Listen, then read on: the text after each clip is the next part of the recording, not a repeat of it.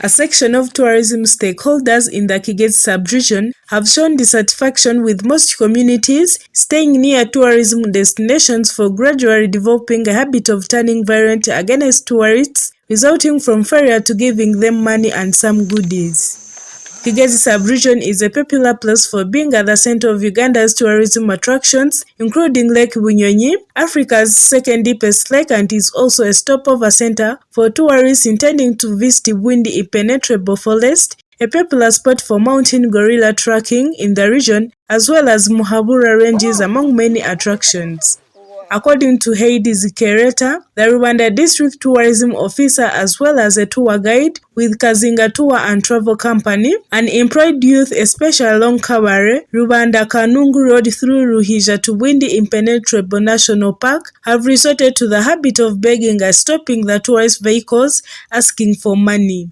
Zikereta further says that he has personally faced 3 incidents where he resists stopping at these points with begging children, hence resulting throwing of stones to them, where at some point a tourist was injured, thus saying that such habits are affecting the tourism sector. Whenever the guides are driving on this Ruyijja road, going to Kanungu or going to Bwindi Impenetrable National Park, that is Rushaga or in Kisoro, they have been stopped by these younger boys and girls begging for money, giving me my money, and which is not good, of course, and as far as tourism is concerned, tourism government is concerned.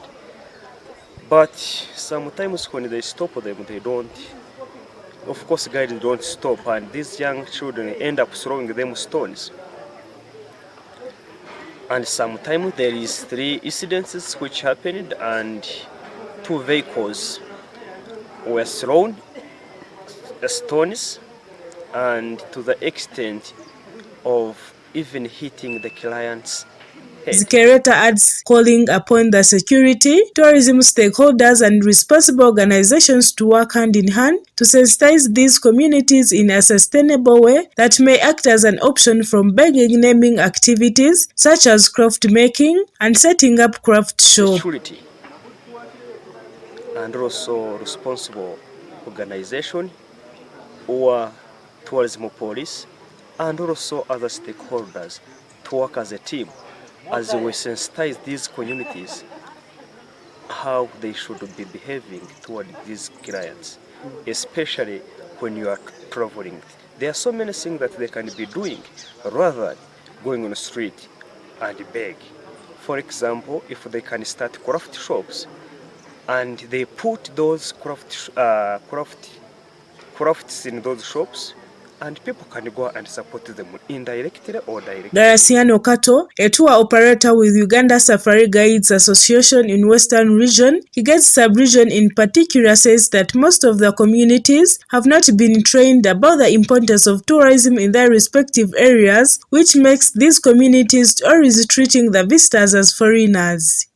He says that there are many incidents where such communities have resorted to abusing tourists, begging for money in a harsh way, and sometimes stoning tourist vehicle, which he says is not a welcoming gesture to the tourist. Garasiano further calls upon different district tourism officers to engage such communities in dialogue through different avenues, as well as mobilizing to meet them in their communities to sensitize them on the importance of tourism in the area. Our people have not yet been sensitized about the importance of tourism in our area. When people have come in your place, they are your visitors, but the local communities are looking, they view them indeed as foreigners and they want to treat them as such. So there are incidents where you find that local people are almost abusing tourists. There are also incidents that are so common with children being lined up on the roads asking, begging for money, and some of them are like, I want my money. They are not expressing the language very well and they keep saying, I want my money. And this is a little bit disgusting. It's not a welcome gesture to tourists. Ivan Batuma Mbabas, the chairperson for the tourism cluster in Kigezi Sub Region, says that it's unfortunate that this habit is gradually developing in the local communities around tourism destinations, adding that there should be a continuous engagement aiming at mindset change for these communities. Babazi adds that such communities have to know the value of the tourists, which mainly rotates on the taxes brought in the country that end up developing sectors such as health, infrastructure and education, among others. Mindset change so that these communities can see the value of the tourist. Because the tourist, when he comes, he pays money to the hotel, to the tour operator, and the tour operator pays taxes.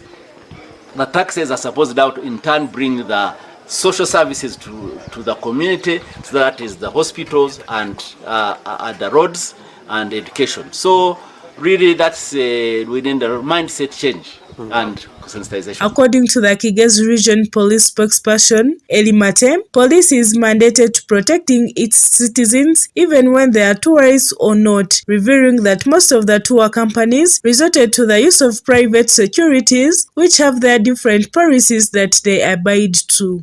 Mate further says that as police in Kigezi Sub-Region, they have not registered any case concerning hostile communities against the tourists, recently calling upon such companies to always consider filing such cases whenever they encounter them. Their security systems in their organizations.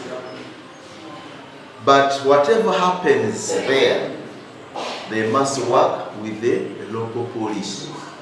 And that's why the general guidelines were that most of the tourist companies, and specifically accommodation areas and hotels, they are supposed to be guarded by our tourism police. Kigezi Sub-Region contributes 65% towards revenue collected from tourism sector. A story by John Namara, Nobatinga Machi for Kigezi TV.